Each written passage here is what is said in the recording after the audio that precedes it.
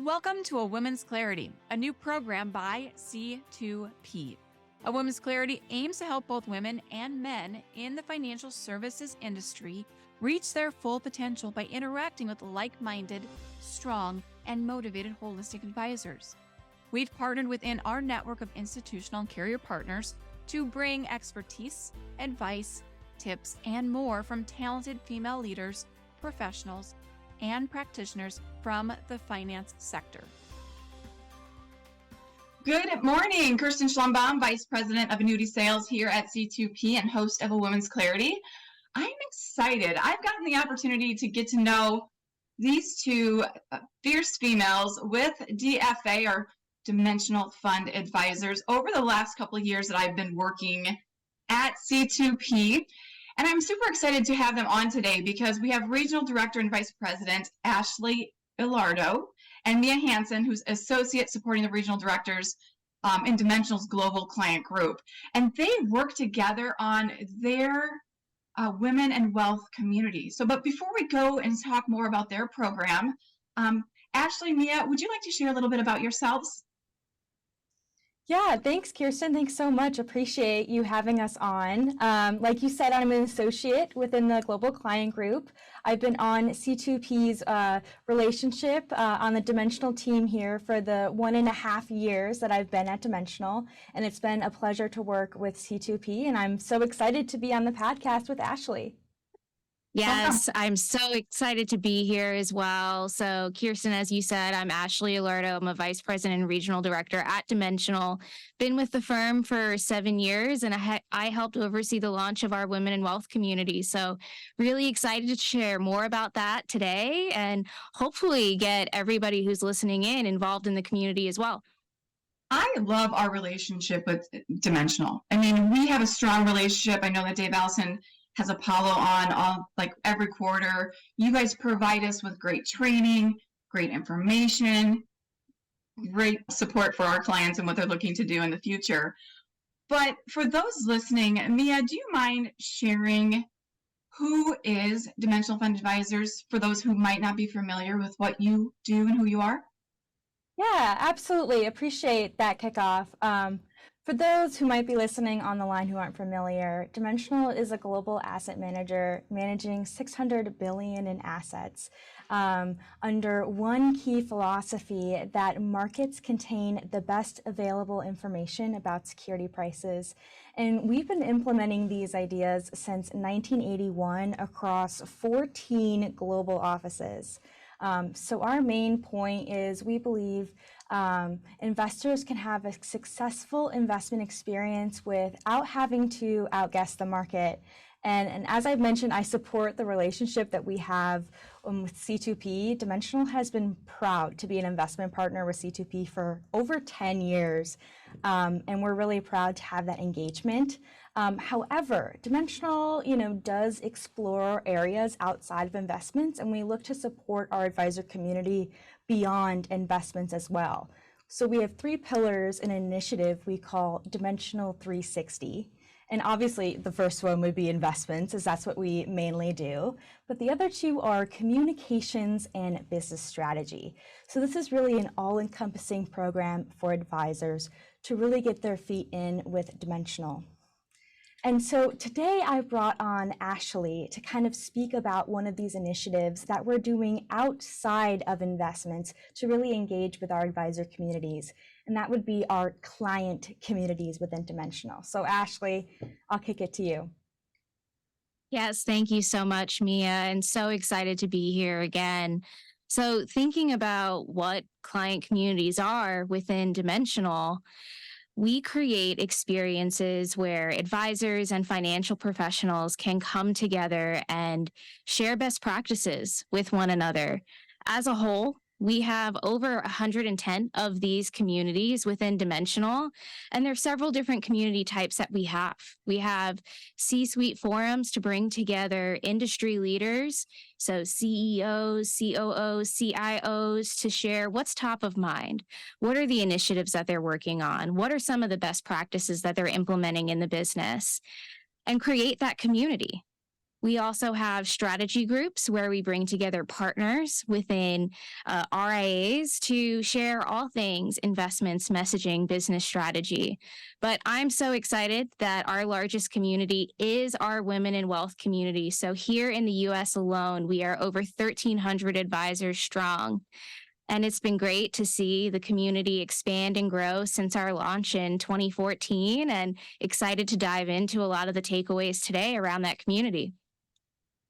So Ashley, since you've got such a great program with Women in Wealth, and I know by my conversations with Mia, yourself, we have some really strong feelings of what communities are important to us, and Women in Wealth is a shared interest to all of us. So how was the Women in Wealth community started, and why? Do you have that background for us?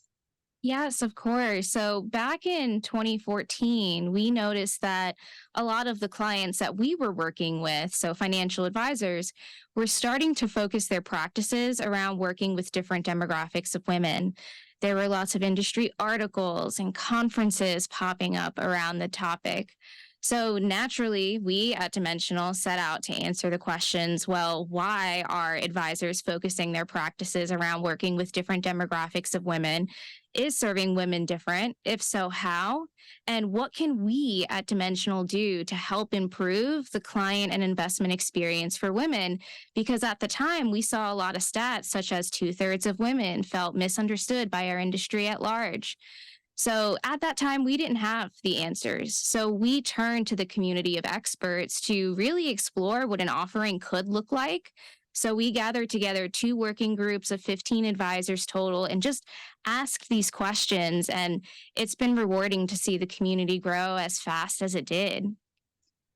So you brought together advisors. You really had a think tank to develop Women in Wealth. So from that conversation, you developed this program. What are some of the events, webcasts, and trainings that you put on for your advisors to help their clients get to retirement? Yeah, there's really 3 main topics that we focus on in the Women in Wealth community. We focus in around working with different demographics of women. So some that we explore are working with professional women, navigating loss and working with widows, working with women experiencing divorce. Now, that's not to say that all women going through divorce are having the same experience. All busy breadwinning professional women have the same experience. But what are some of those common financial needs that advisors are seeing across their entire client base? And how can we incorporate those needs into financial plans? We'll also cover a lot of topics that resonate with all investors, but what we hear from our community is that they particularly resonate with women. So themes such as charitable giving, ESG investing. And then we'll also cover practice management themes. So thinking about aspects such as hosting client events, connecting marketing to your client experience, really finding all of the ways that advisors can more holistically serve their clients. Now, we'll do this in a few different formats. We'll do this through 90-minute virtual workshops where we'll focus in just around one particular theme at that time.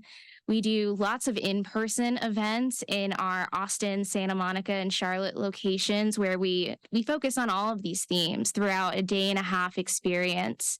And then we also do webcasts to focus on themes that we're hearing in the community at that time. So we're actually getting ready next week to host a webcast with Manisha Thakur, who is authoring a book called Money Zen, and actually exploring the themes around defining enough for your clients and thinking about what that looks like and how, when you define enough, you're figuring out, well, what is the money for now? And what are we investing for in the future? And that ultimately allows you to stick with your financial plan over the long run. So those are just a few of the different types of themes and events that we host. And again, we're really looking forward to getting your community involved in these events going forward as well. And just to recap, you said the book was called Money Zen. Yes. Okay, fabulous. I love to read, so I just caught that name. I'm like, guess what's going to go on my bookshelf next? So thank you for sharing I that. love it. I do too. I feel like the more I can educate myself, the more I learn from my partners, like the two of you, I become better at what I do.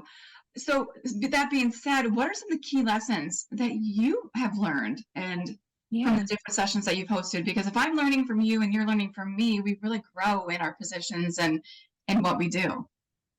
Absolutely. And a lot of the lessons that we learn are from the community itself as well. And that's really the goal. And what we're trying to do in the community space is to create those opportunities for everybody to share with one another. But when we were starting the community, we learned that women have growing economic power. If we look at some of those stats now, 58% of enrolled students in post-secondary institutions are women. And as we all know, as your educational levels rise, so does your general earning power. But that doesn't tell the whole story of women's growing economic power as well, because 47% of the current labor force consists of women. And we also learned from our clients that women make great end clients as well. So, what do we mean by that? We host a global investor study every year where we survey thousands of end investors directly, and we gather themes around what's most important to them around the client experience. And we did ask in that survey, where else do you go for advice or ideas about your savings and investments?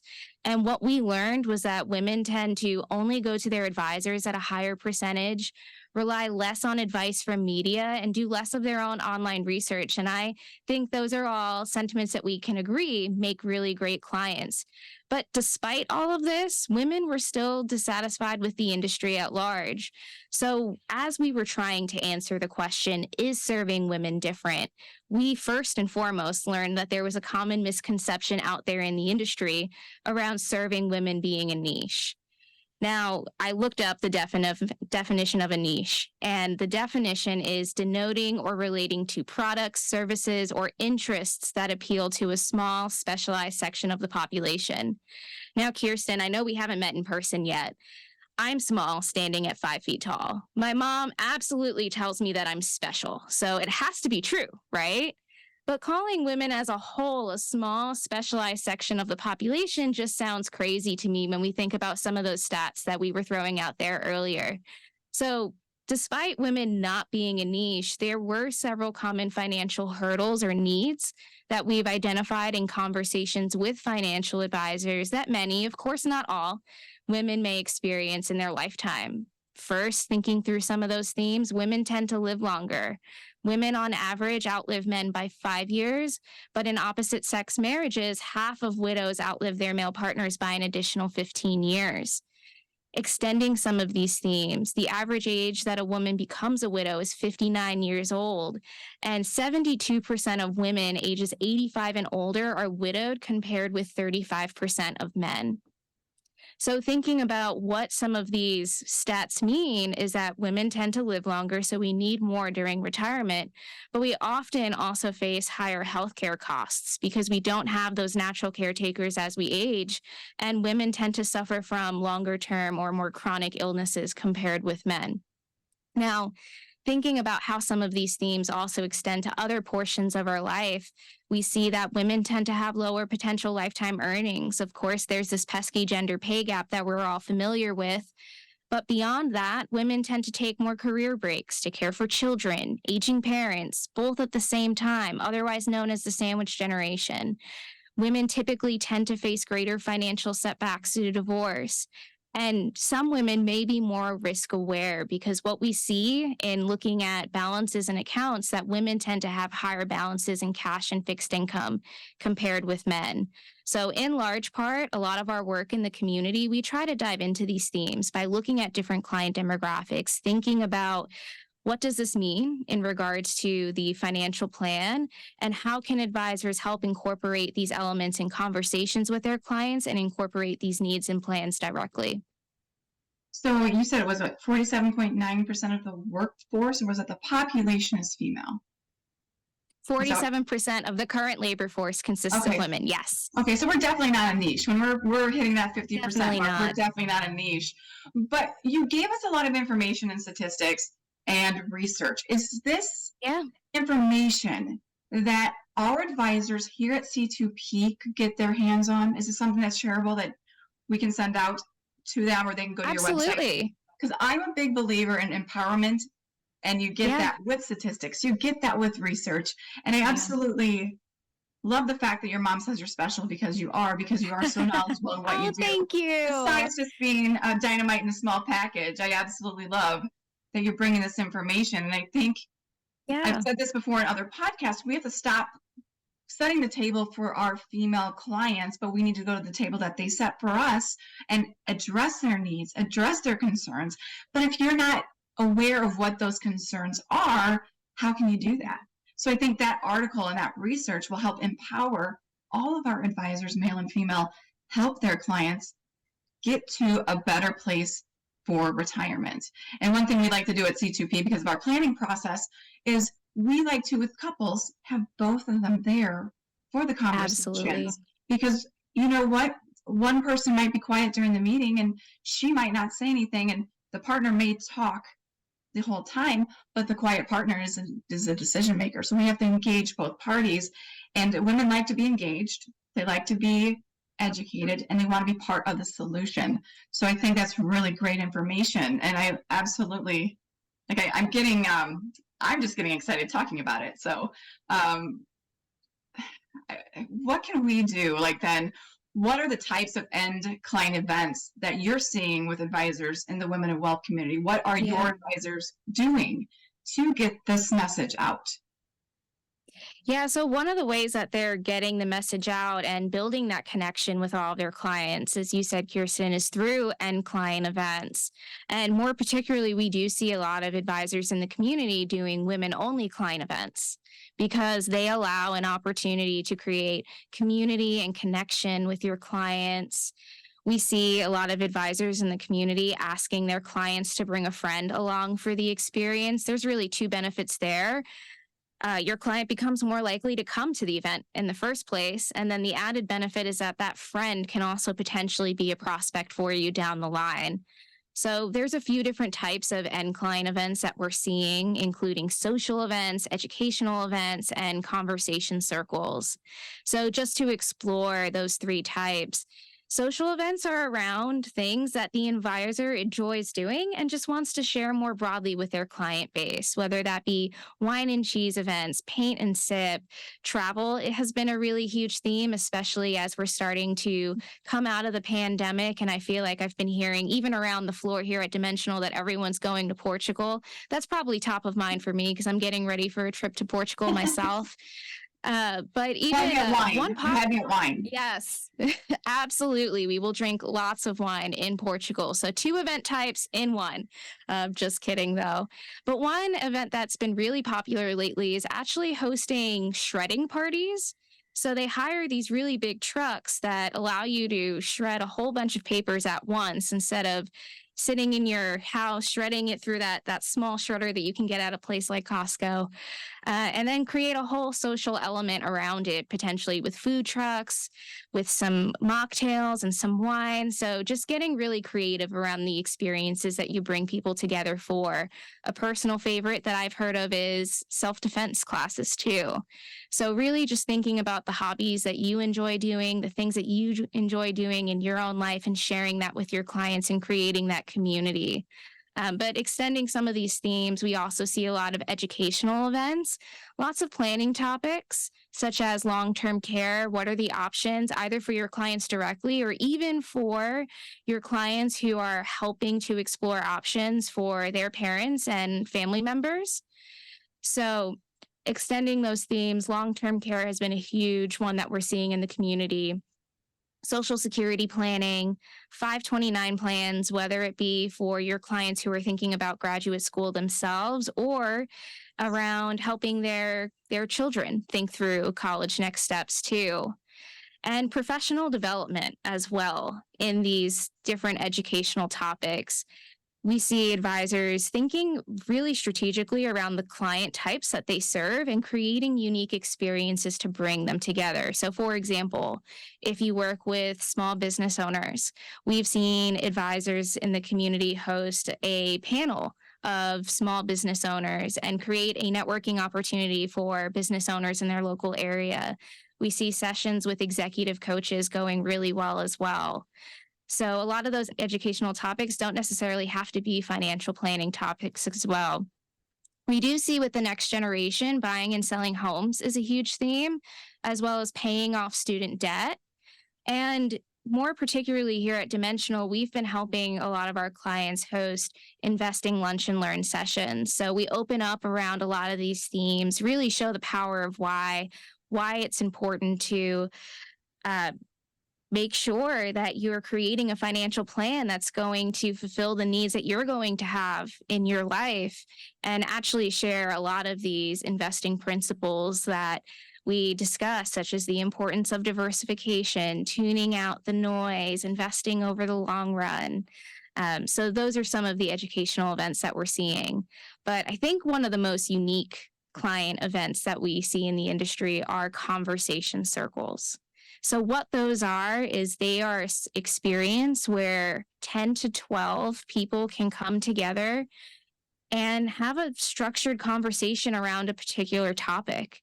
Now, many of the circles that we're seeing in the advisor community are around money, not the dollars and cents, but what is our relationship with money and the stories that we carry. We explore themes such as, what are your earliest money memories? What past experiences do you have when it comes to money that you've heard from your family, your friends, and yourself? And how do those experiences influence the way that you look at money today?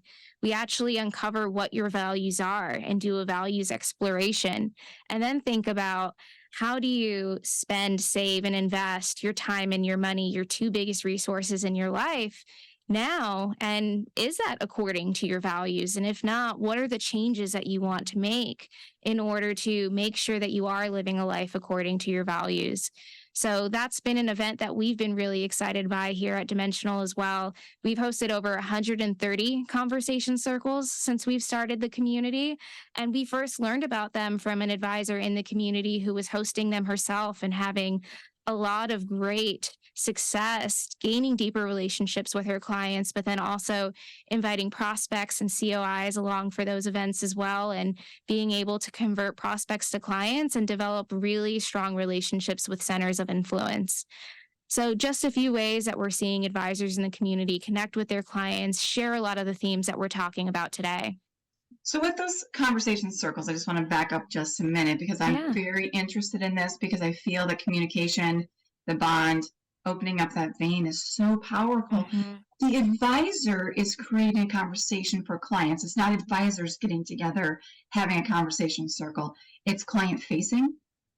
Yes, it's client facing. So we at Dimensional host a lot of conversation circles for advisors to experience the format. Okay. And experience it as if they were an end client. And then from there, we have lots of different tools and workshops where we help advisors then implement conversation circles in their practice. And they're hosting these circles with end clients, with prospects, with centers of influence, and creating that common connection around a whole bunch of different themes. Typically, money is the starting point. And then they think about their client base more specifically and the topics that they would want to come together with their peers around to connect on. I absolutely love that, because I do feel like this day and age where social media is taking over and people feel like they're communicating, bringing people back toe to toe, face to face, to have these conversations is so powerful, because we're getting back to what we do best is communicate with our clients, listen. I mean, a lot of times as advisors or in our seats, we tend to like to talk instead of just stop, listen, let them like navigate their challenges with money or their first, whatever the topic is. But it's so powerful, because you're not making an unthirsty person, somebody who's not thirsty, drink anything. You're getting them thirsty for what you can do to help them solve their needs and provide them the right solutions. Am I right in what I'm thinking? Absolutely. And just thinking about some of what we do within these conversation circles, as soon as you walk into the room of a conversation circle, an in-person circle, there's journals waiting for you on the chair. We're going through a lot of journaling exercises. We're asking really deep questions, providing that space for everybody in the room to think deeply around that topic. And then also be able to share with the group to their comfort level, because there's a lot of power in learning from your peers and listening, as you said. And one of the agreements that we make in the conversation circle is to listen with attention and speak with intention.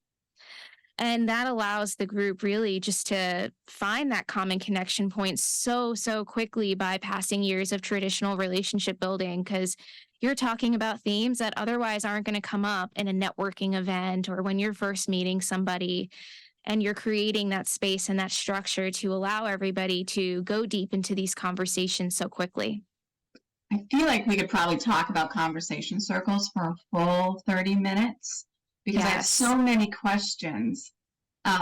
So I might table this and we'll schedule something in the near future to talk more about this, because I feel like advisors have an opportunity, looking at their existing book, to create something new and exciting to help their clients, help themselves, and help their best friend, if that's who they want to bring to a conversation circle.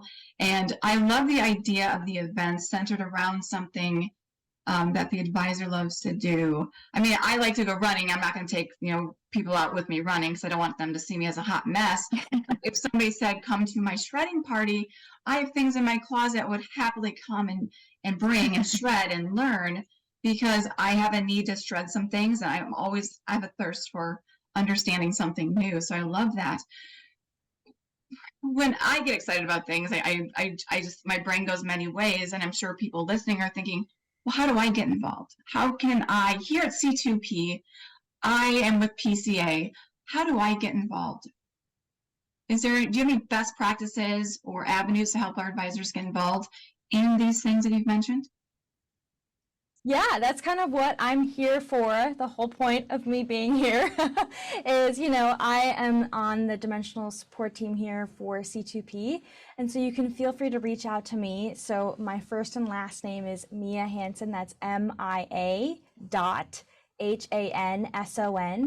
@dimensional.com. So you can email me if you're interested in getting involved with our Women in Wealth community. As Ashley mentioned, you are always welcome to attend one of these conversation circles, in person, and we are hosting many of them around our events this year. So if you're interested in attending one of those, please reach out to me, and then down the line we can explore, you implementing that into your practice. So let's reach out, let's get connected, and let's get going. And those of you listening, if you've not met Mia at one of our events, or you've not worked with Mia in the past, she's phenomenal. She's responsive, she's good at what she does, and she's just super helpful. So I appreciate Mia being on here, sharing her information. And before we wrap this up and put a bow on it, any final thoughts, any final ideas or comments that to either one of you, Ashley or Mia, would like to add before we close this? Because I feel like you bring so much value and time goes so quickly. So is there anything else you want to add before we wrap this up? Yeah, I'd be more than happy to add. Just thinking about the power of community. We shared a lot of stats today. We shared a lot around our events types, but really the power is in learning from your peers who are out there in the field, having conversations with their clients day in and day out. And we're so excited that we get to create these opportunities for you to connect directly with your peers. So please take us up on coming to these events. I think you'll really enjoy being able to, if in a virtual event, being able to connect with 10 of your peers directly in a virtual space, in person, in our workshops around 12 to 15 of your peers.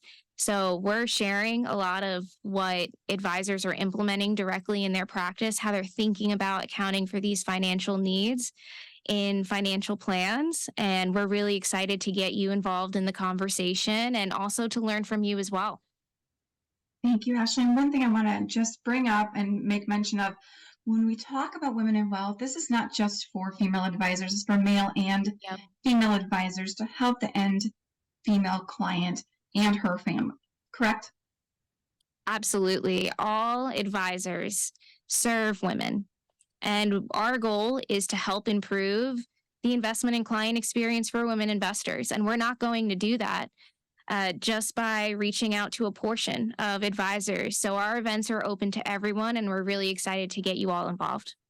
Fabulous. I just wanted to make mention of that because sometimes I get the Yes. question of, I'm not a female, can I join? Absolutely. We are 100% here to empower female and male advisors to help the end user and client, our female clients. And Mia, did you have anything else you wanted to add besides just being a wonderful support to our advisors? Yeah, thank you. I would just again encourage you to reach out if you're at all interested in the Women in Wealth community or these conversation circles. We'd love to get connected and start your journey.